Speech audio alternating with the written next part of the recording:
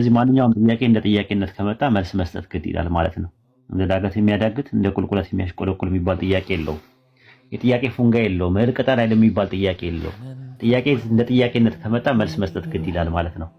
ማናውቀው ነገር ከሌለ ደግሞ የማታውቁ ብትሆኑ የእውቀት ባለቤቶችን ጠይቁ ይላል ሱረቱን ነህል ምዕራፍ 16 ቁጥር 43 ላይ ማለት ነው። ስለዚህ የእውቀት ባለቤቶችን ጠይቀን እንመጣለን ማናውቀው ነገር ካለ። ከዚህ አንጻር ነው የሚታየውና ምንም አይነት ጥያቄ ስንርሽ የጥያቄ ፉንጋ ስለሌለው ጥያቄሽን ማቅረብ ትችያለሽ ማለት ነው። ኢንሻአላህ በተቻለን አቅም ለመመለስ እንሞክራለን። ማናውቀው ነገር ሲሆን ደግሞ ራሳችንን እንዳዋቂ አያጫውተንም። ማናውቀው ነገር ሲኖር የእውቀት ባለቤቶችን ጠይቀን መምጣት የምንችላቸው ነገሮች ይኖራሉ ማለት ነው። ስለዚህ ዋናው እዚህ ዓላማችን እዚህ የተሰበሰብንበት ዓላማችን ራሳችንን አተልቀን ሰውን ለማሳነስ እና ለማሳጣት ሳይሆን ራሳችንን አክብረን ሰውን ለማዋረድ ሳይሆን ራሳችንን አዋቂ አድርገን ሰዎችን መሀይም ለማድረግ ሳይሆን ሰዎች ላኢላሃ ኢለላህ የሚለውን ገመድ ይዘው ከጀሃነም እንዲድኑ እንፈልጋለን።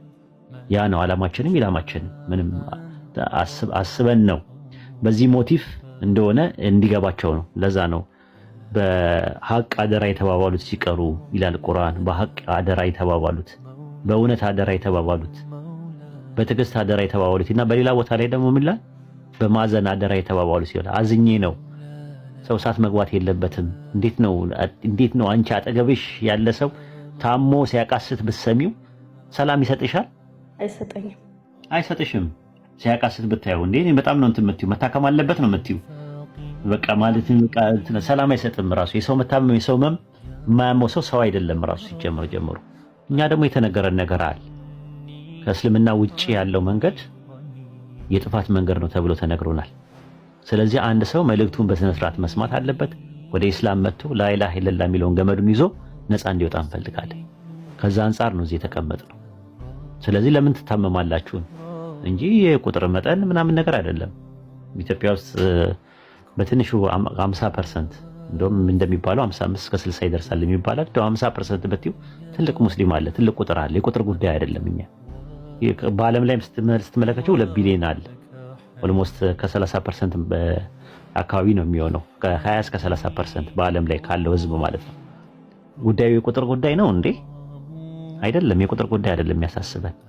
ቁጥሩን በመብዛቱ የምንጠቀመው ነገር የለም። ነገር ግን ነፍሳት መዳን አለባቸው፣ መትረፍ አለባቸው። እኛ ያየነውን ህይወት መቅመስ መቻል አለባቸው።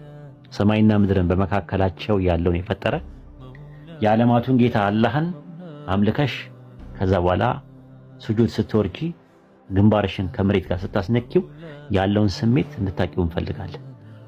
ያ ስሜት ሰዎች እንዲረዱት እንፈልጋለን። እኛ የቀመስነውን ህይወት ሰዎች እንዲቀምሱ እንፈልጋለን። ያ ሰላም ያንን ሰላም እንዴት እንደሚገኝ መረጋጋት፣ ሰኪና የሚባል ነገር ትራንኩሊቲ ማለት ነው።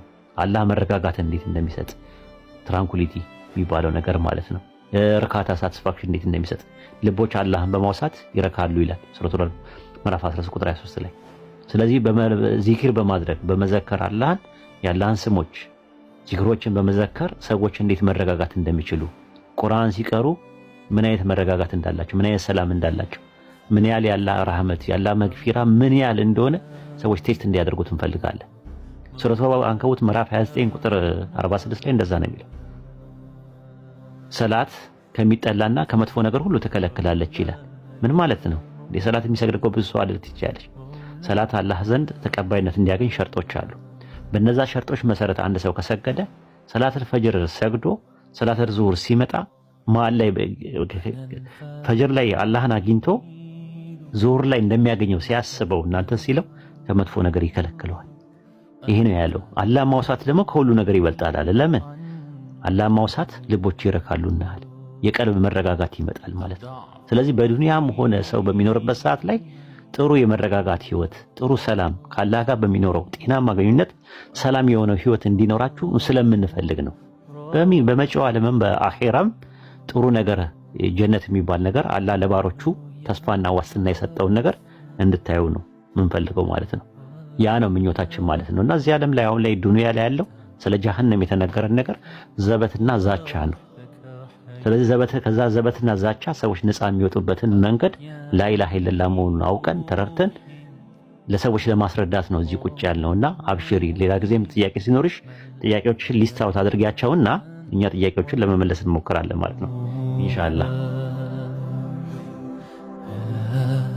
مولانا مولانا مولانا يا مولانا مولانا